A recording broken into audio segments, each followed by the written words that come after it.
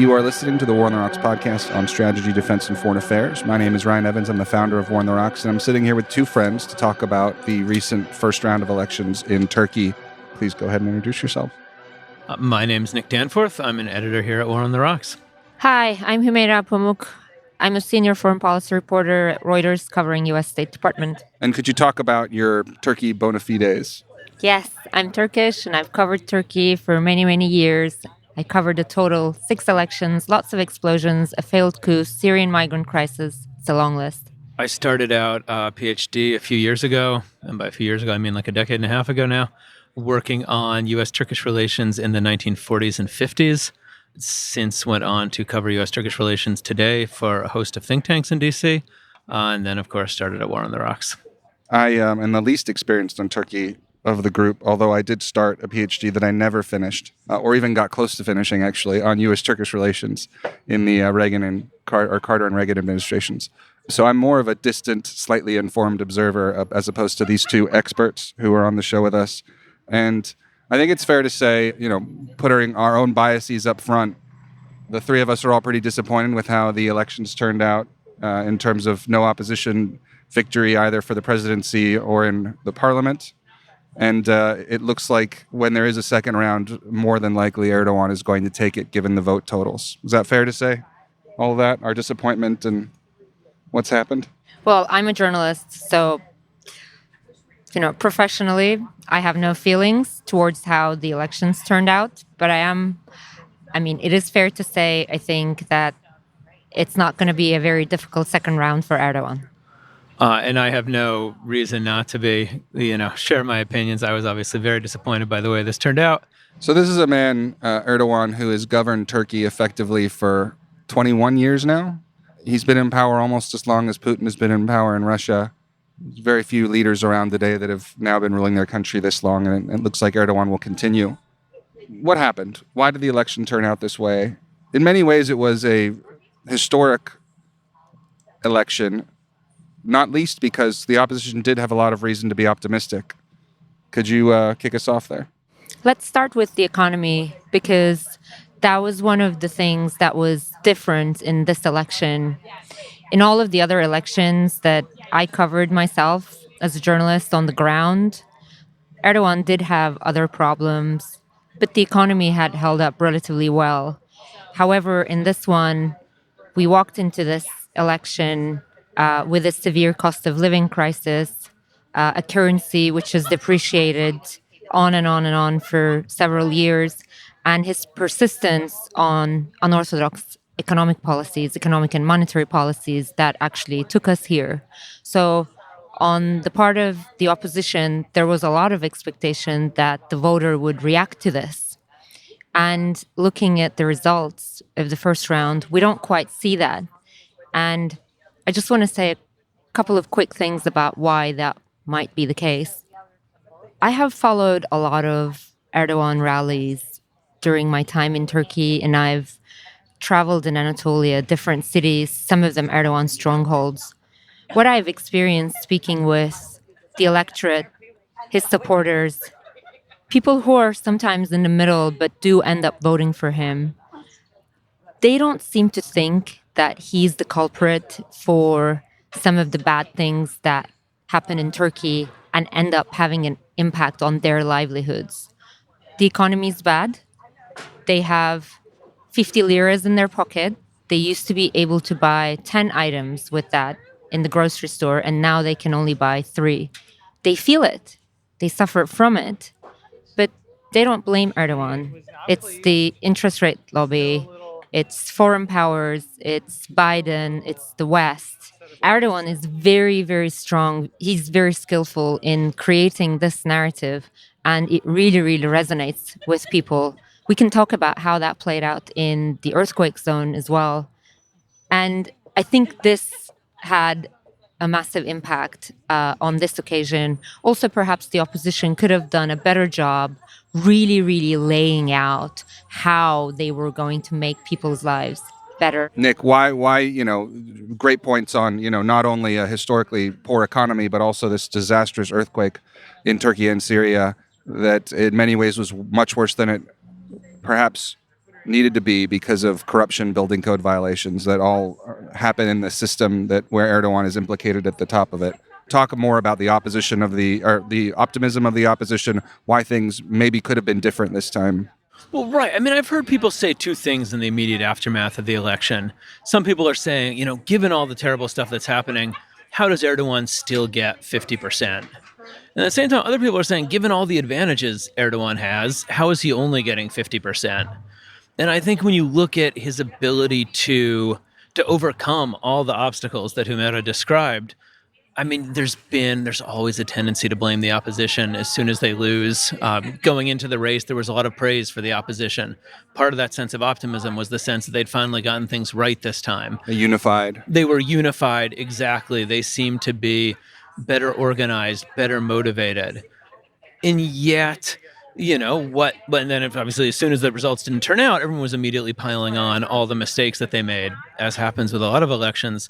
But at the end of the day, it's worth keeping in mind, and I will talk more about this, Erdogan does have enormous resources at his disposal, financial, but also legal and fundamentally authoritarian ways of controlling the entire political process leading up to the vote. So not only things like throwing opposition journalists in jail, not only things like, jailing the leader of one of the major pro-Kurdish opposition parties, but even in shaping the opposition, when there was a debate about who the opposition was going to field as its candidate, the Turkish government was in the process of potentially jailing one of the major opposition figures or banning him from politics on account of the fact that he criticized the electoral board after the electoral board stole an election from him. So this is what, we can talk about the opposition's tactical mistakes, but in fairness to them, they were doing this with the playing field tilted wildly against this them. is a country where there is, this is the point I've made ad nauseum, is even if the votes were counted fairly, which I don't think they were, and we'll talk about that later, even if the opposition performed as brilliantly as possible and didn't make any mistakes, this is a country that has had no free press for years. This is a country where people that write mean tweets about the president, even if they're teenagers, get thrown in jail. The opposition is certainly not entirely criminalized, but it is partially criminalized. And so it already can't be a fair and free election. So, but considering all that, it's actually kind of impressive what the opposition did accomplish, I think. No, I think they did remarkable. As Nick said, we can look at it both ways. How on earth Erdogan manages to still get 49%? But then you can say, amid this repression, how is it that the opposition was able to rally so many different people? There were a lot of volunteers, although we found out yesterday and today that not enough. But monitoring the ballot votes. boxes. Yeah. People take a great risk in doing some of the things that they've done. You did say there isn't free media, and I'd like to sort of caveat that a little bit, because 90% or more of the traditional media is indeed controlled by Erdogan, and a certain demographics of people, a certain age group definitely still get their news from there. So their opposition is almost invisible. And not only opposition is invisible there, their ideas are demonized. They are constantly bundled up in the same category as terrorists.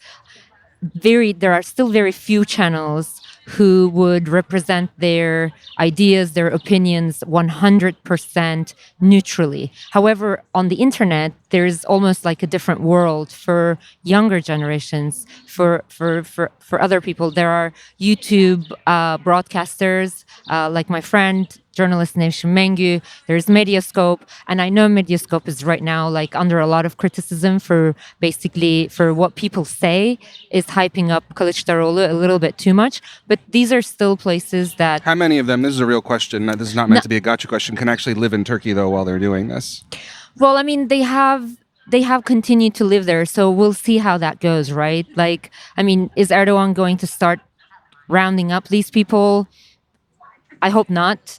It would just make Turkey look closer to Russia or China.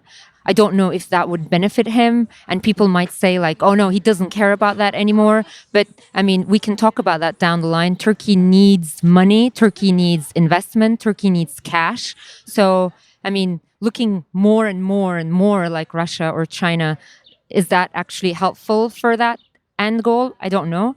But all that is to say that in a way, for the opposition, for Kılıçdaroğlu being able to build an inclusive platform where he managed to bring together secularists, Islamists, Kurds, and some nationalists, clearly not enough. It was a remarkable thing to do. Let's step back a little bit, especially for those of our listeners who don't follow Turkish politics closely, and talk about how we got here. And I'd like, both of you to sort of walk us through, starting with the transition to a presidential system and the referendum. We're not going to go all the way back to 2002 or to the formation of modern Turkey to Ataturk, but let's just start with the constitutional referendum and the introduction of a presidential system. Well, what I'd say about Erdogan, and I'd be curious whether both of you agree with this, is that one of the things he's been remarkably skilled at is calibrating just the right level of repression at every stage in order to be able to basically continue winning elections with the smallest amount of brutality, the smallest amount of naked authoritarianism possible. And so we talk about, the process through which he's amassed his power through technically, through political means in a vastly controlled and manipulated political system. And part of that was, first getting himself elected president, changing the Constitution to empower the president, changing the Constitution Whereas again. Previously the presidency was not entirely ceremonial, right. But, certainly not as powerful as the prime ministry. So after creating an empowered presidency, getting himself elected president, he then held a referendum, which he won probably legitimately, although that's also a little unclear, to give himself even more power as president. And through this, through these means, continued giving himself enough control of the economy, of the political system, so that, as you said, he could make sure he could do all the authoritarianism he needed to before election day.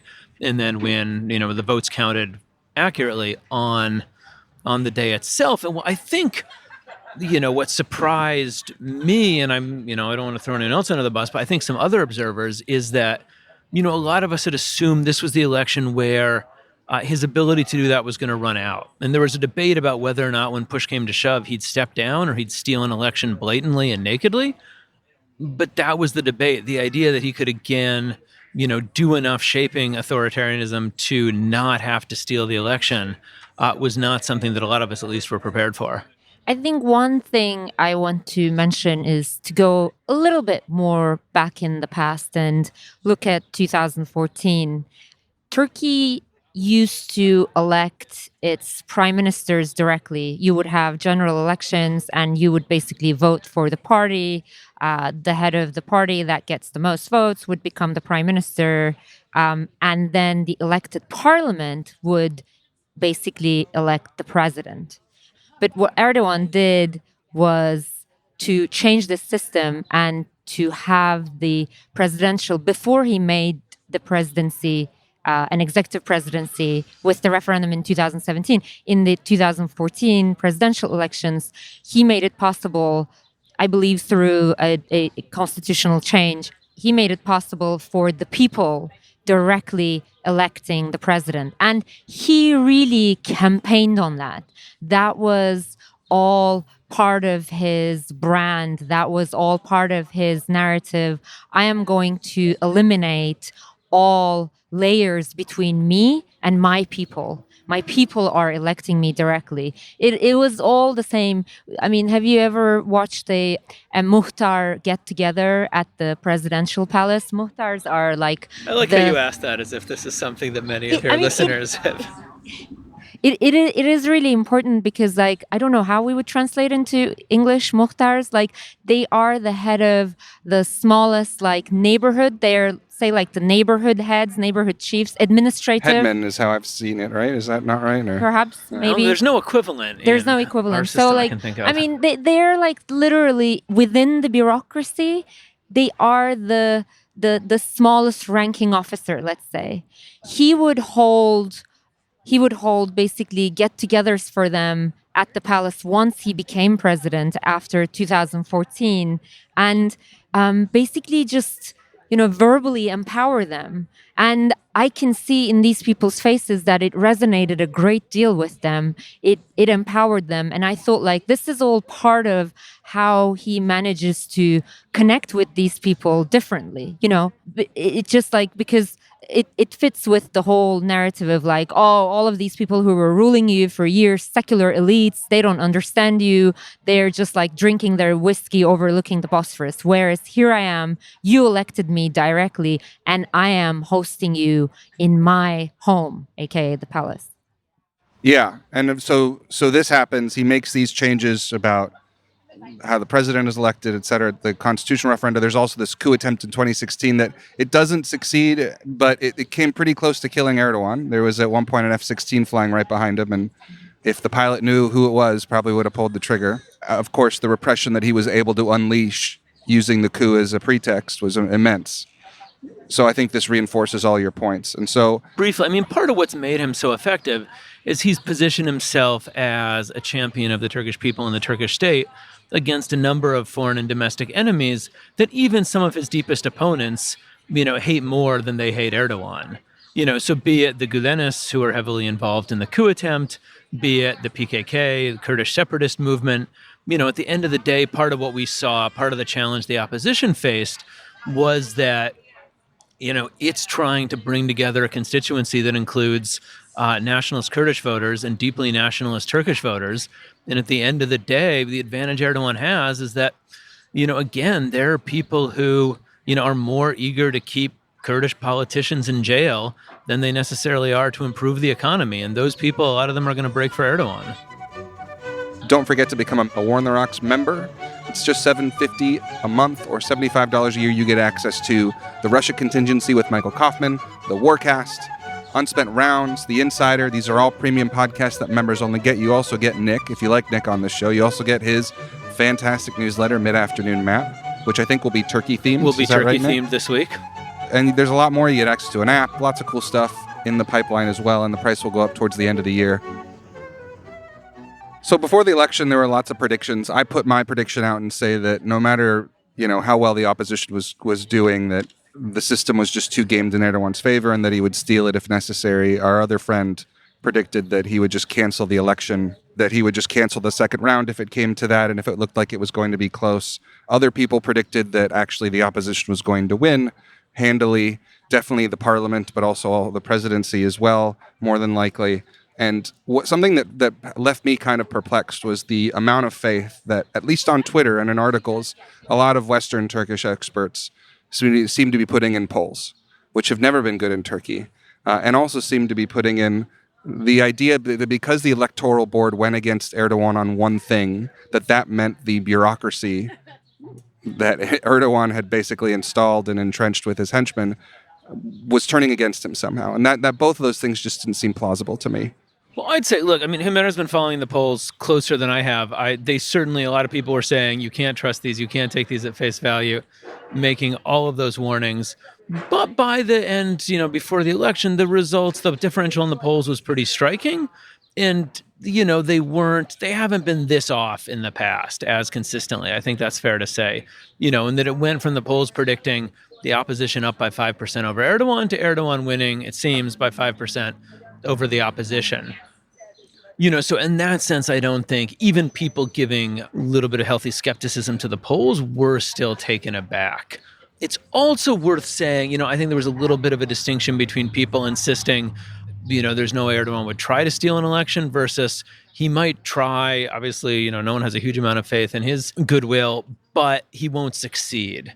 And that's, a lot of the pushback was people saying, look, there are all these mechanisms in place that mean it will be harder for him to steal an election than he might want it to be, and that if he tries, he will face a much bigger backlash than people expect. And I think the difference between a few of those different positions got a little conflated as the debate got heated. I think the biggest thing that the pollsters missed was the nationalist vote. I think everybody missed it. I I'm really angry at myself for missing it because it's something I not the EE parties, not the nationalists in the opposition. No, but I mean, if you add them up, we're looking at like 25%, I think, in the presidential one, because the third nominee, who is now by some described as the kingmaker, which I kind of don't agree with that fully, but so be it. He got 5 point something. MHP got like 10 or 11, and that was I went back and checked the polls. None of the polls like put them at that number. They were like struggling around 5, and E party got around 10. The reason that I'm a little bit angry with myself for it's not my job to predict the outcome of the elections, clearly, but I mean, the reason that I'm a little bit like angry at myself for being surprised at how high the nationalist vote is, the rise of nationalism is something that I anecdotally experience all the time when I'm back home. I feel that everyone is far more nationalistic compared to 5 years ago. You mentioned the failed coup. You mentioned 2016. 2016 was a terrible year. Turkey was attacked all the time. I mean, some of the culprits we know, some of them we don't know. There are a lot of theories about those, but as a member of the public and somebody who covered all of those explosions, we were attacked by the PKK, we were attacked by ISIS, and we were, and the Gülenists have tried to orchestrate a failed coup that ended up killing nearly 250 people. So, the fact that Turks have developed this sense of threat and fear and constantly being attacked from someplace, it's not just like it's not a fantasy. Things did end up happening, and every single time I go back quite often, and I talk to people, young people, old people, rich people, poor people. I sense that nationalism everywhere. Everyone starts with a caveat to their sentence. If they're criticizing the government, they say, look, don't get me wrong, I love my country. They feel the need to emphasize that. It's just so out there. And I also think that the immigration issue, Syrian refugees, millions of different kinds of refugees. It's not, as we said, only Syrians. There are Afghans. And, there is also the real estate problem. Like, you have a lot of foreigners buying real estate in Istanbul, especially, and they are raising the prices really high up. So someone from middle class or upper middle class who has a decent paying job is no longer able to afford to buy a house. And then they think, okay, I have a decent paying job. I've been working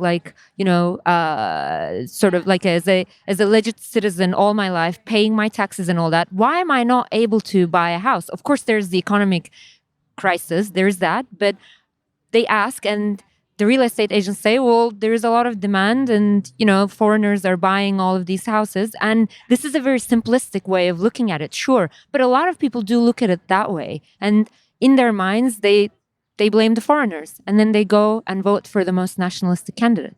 I want to loop that back to something else about the opposition. Is another thing that a Western Turkey observers, especially on that day, were very transfixed by was when the opposition presidential candidate came out with this speech about how he's in a levy and confronting the issue head on. And, people in the West are like, this is beautiful, this is brave, this is wonderful. And I'm not, I agree with those things. I admire him, especially for, they are a religious minority in Turkey who are actually, from the beginning have been committed to the Republican project of modern Turkey because they actually had the most to gain out of it, and that they, it helped them. But as a religious minority, they had a vested interest in secularism. Yes, and it seemed like that speech, which seemed brave and wonderful to a lot of outside observers, maybe didn't do him any favors, especially among those nationalist voters. Do you think that's fair? I do think that's fair. I also think that Turkish society has tilted towards a much more Sunni line under Erdogan. I mean, Turkey is predominantly Sunni. It always has been. There's no change there. But that Sunni identity has, I think, become much more pronounced under Erdogan, even in foreign policy. And that was the foreign policy of former Foreign Minister Ahmet Davutoğlu, who was in this election was part of the opposition alliance. I mean, his basically foreign policy was all about Muslim Brotherhood. And Nick will remember, we all remember how much foreign policy had become a function of domestic policy in all of these years. So I think, I don't know, people looked at that video and I'm not sure if the majority of the people he was trying to impress were impressed by his courage. Good chance that some people thought like, well, I mean, this is a Sunni-dominated country. Why is he emphasizing this as such? I personally know people who specifically and unfortunately told me that it bothered them that the idea of an Alevi president ruling Turkey. It was very disappointing for me to hear, but that was their opinion, and I'm pretty sure that they voted accordingly. We've seen some reports come out in recent days, and there's still a lot we don't know, right? But of some cheating, misallocated, for lack of a better word, ballot boxes. Can you two dig into that? Because I know the best reporting on this so far has been in Turkish, which is a language I do not speak nor read. So I'm on the cautious side of all of this. I'll just say that up front. Basically, yesterday, a bunch of pictures of photographed tallies from the ballot boxes. These are like documents that are signed by all of the observers on that particular ballot box, saying like, this is the number of votes for each candidate from this ballot box, and we have counted this, and all of us have agreed on this count, and we are signing our approval here. So those documents are golden. They are the insurance of the election. They are extremely important for the health of the election and democracy. And there were a lot of observers in as many ballot boxes as possible, but again, not enough. And we should talk about that too. So there were discrepancies between those documents and the vote that was logged into what later we all understood was the CHP system. It created some sort of a hysteria because a lot of people thought that it was the High Electoral Board system, which was, they were not adding up. It was inexplicable. It was like showing, for example, 250 votes for Kılıçdaroğlu on one ballot, but in the system you would see it as 40, which would mean that somebody would rig them, somebody would change them when entering the system. However, I don't know if Nick thinks about this differently, but basically today CHP came out with a press conference and addressed this issue. And they said that they have made many appeals in quite a high number of ballot boxes. I don't remember that. It's not on top of my head. But they did add that the number of appeals that they've done, the mistakes in the number of ballot boxes that they've detected was not high enough to change the national vote in any way. I feel that somehow put an end to it, but there were a lot of different claims. Like, for example, jailed Kurdish leader Selahattin Demirtas has made quite a bombshell accusation. He's basically suggesting that, like, because CHP's provincial and district teams in eastern parts of Anatolia are not strong enough, AKP and MHP people actually sign up to be CHP or HDP observers, which then makes the whole observer committee in those ballot boxes effectively all from the same alliance, and he said that way they feel empowered to change things, and they did, and they've been doing this for so many years in the Black Sea region and in the Eastern Anatolian region. Now it needs to be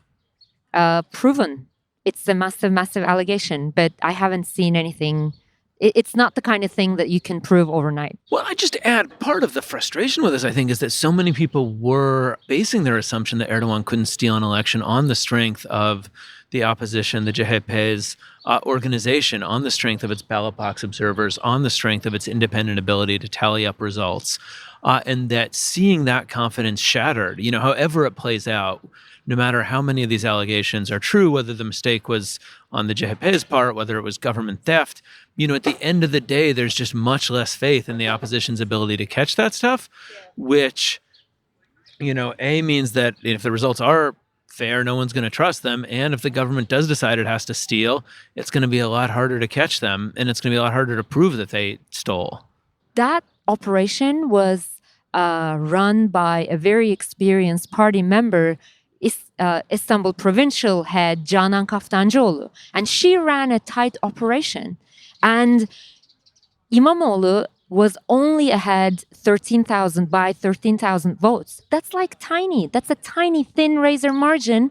And yet they didn't give up fighting because they had those tally documents that I mentioned from every single box, every single ballot box. That's how they defended their votes. That's how they protected the votes and said, no, your count is wrong. And we have the documents and we won this election. But if CHP did not have the required people at the ballot boxes, then how are they going to double check the count by High Electoral Board? I'd like to talk about the Kurdish issue here. So the Kurdish HDP, which I think it's fair to say has been partially criminalized. Its head has been put in prison, and mayors elected by the HDP party were replaced by Erdogan's own officials. They still compete in elections, and they were not formally a part of the opposition, but they ended up throwing their weight behind the opposition's presidential candidate. Some people think that was unwise for the opposition to even allow for that, because it basically says that people that many Turks, especially in Erdogan space and in the nationalist camp, view as terrorists, were supporting the opposition. So what do you think about, should the opposition have played that differently? Did they make the right choice? What were the other choices? Look, this was a structural advantage that Erdogan had going into the election, given the nature of Turkish politics. That fundamentally, in order to win, the opposition had to put someone forward who would get votes from deeply anti-Kurdish Turkish nationalists and from, the Kurdish nationalist part of the Kurdish population. And when you talked about all the different potential candidates that the opposition could have fielded, one of the problems they kept coming back to was how you'd get someone who'd square this circle. And a lot of us, were suspicious that Erdogan, in order to play up this fraction in the opposition, would do something like completely ban the Kurdish party or launch a new incursion into northeastern Syria. And the sad fact is he didn't even have to do either of these things. At the end of the day, those divisions were raw enough that, even without him exploiting them, it seemed like it led to defections from the opposition alliance. But to your point, I think if the opposition alliance had reached out to the nationalists and avoided making any kind of gestures towards the Kurdish nationalists or the Kurdish side of the Kurdish movement, they would have lost a lot of Kurdish votes. They wouldn't have gotten the votes they got in the Kurdish parts of the country. So I think it was as you no put win. it to me the other night, if they didn't do it in the first round, they would have had to do it in the second. So they, it would have hit them eventually, no matter what. Exactly. And now this is going to be the problem going into the second round. Because this so-called kingmaker, he has made his so-called red lines very clear. He even, I think, suggested that perhaps some sort of a protocol might be signed that, like, Kılıçdaroğlu would not support the HDP or would put some sort of a distance between them and him. All of these conditions would amount to basically, severing or like reducing that cooperation with HDP, with the Kurds, which actually got Kılıçdaroğlu a lot of votes in the first round. But he needs the nationalist vote if he wants to win. So maybe tomorrow, next day, there will be a solution. But as of today, I don't see how he comes out of this. Walk me through this, and you don't seem very convinced by the kingmaker thing. So I don't actually know much about this guy. This election is the first time I heard about him because I just don't follow Turkey nearly as closely as I used to. And tell me why there are three significant nationalist parties and why people are voting for the MHP versus E versus this guy. Oh, Ryan, that's we need a separate episode for that. We would have to go into like 1990s Turkey. We would have to look into the deep state. We would have to look into how, how Turkey's security bureaucracy is very influential in all of this. Seriously, it would require another episode. But I do think that the recent wave of nationalism, for all of the reasons that we've talked about, like refugees, immigration. But look, I mean, in a country where everyone's nationalist, it's not surprising that you have a whole bunch of different nationalist parties that cater to different flavors of nationalism. You can be right-wing nationalist, you can be left-wing nationalist, you can be hyper-religious nationalist, you can be moderately religious nationalist, you can be anti-religious nationalist. You have to have something for everyone. Yes, I mean, exactly. He just defined it perfectly. Like, it wasn't like Turkey wasn't a nationalist country. It always was.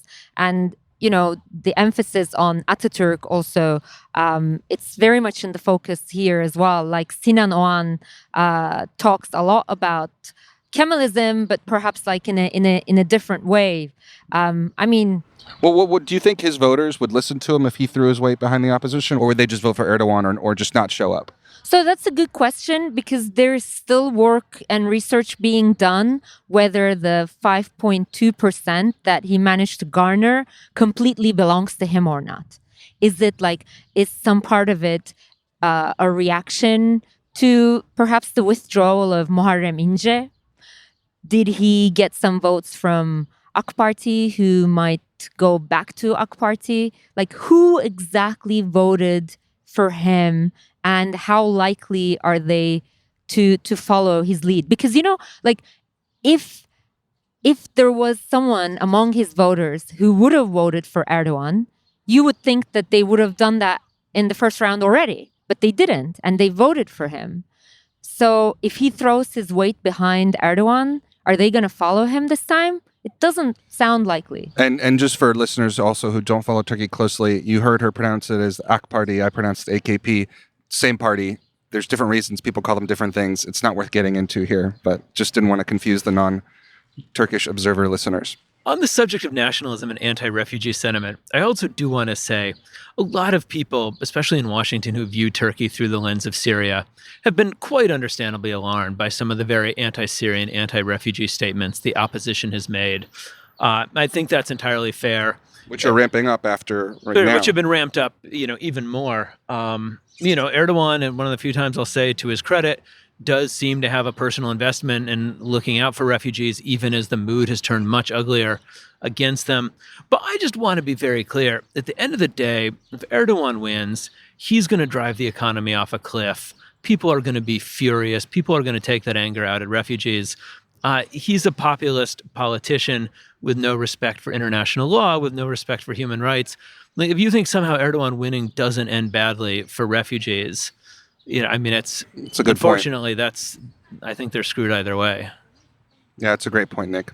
So let's talk a little bit about what happened in Parliament and what the new Parliament will look like. I was one of these people going into this who thought the presidential election was really what mattered. If Erdogan won the presidency and the opposition won Parliament, the Parliament would have become completely obsolete. If Erdogan won the presidency and his party also won Parliament, it's also going to be obsolete. I mean, at the end of the day, it's Erdogan's country now. I'm open to other people making the case for why the parliament matters, but I'm not convinced. I think one thing important to note is like the majority in the parliament, their performance in getting this many seats, Erdogan is going to take that and use it for the second round campaigning, because that's a good point. That is going to mean stability, right? I believe he's already started saying that in an interview last night. He's going to tell the voters, look, I've got this many seats in the parliament. I've got the majority. I can make legislation. I can change things, and I can do them fast. I can fix your problems. And so you don't want to give the presidency to somebody else, and our party having the majority in the parliament, that's going to create a duality. That's not going to be aligned governance. But so if you want continuity, if you want aligned governance, if you want stability, just give your vote to us. And I think good chance that it's going to work out for him. Thank you for listening to this episode of the War on the Rocks podcast. Don't forget to become a War on the Rocks member. It's just $7.50 a month or $75 a year. You get access to the Russia Contingency with Michael Kaufman, the Warcast, Unspent Rounds, The Insider. These are all premium podcasts that members only get. You also get Nick, if you like Nick on the show. You also get his fantastic newsletter, Mid-Afternoon Map, which I think will be Turkey-themed. Will be Turkey-themed this week. And there's a lot more. You get access to an app, lots of cool stuff in the pipeline as well, and the price will go up towards the end of the year.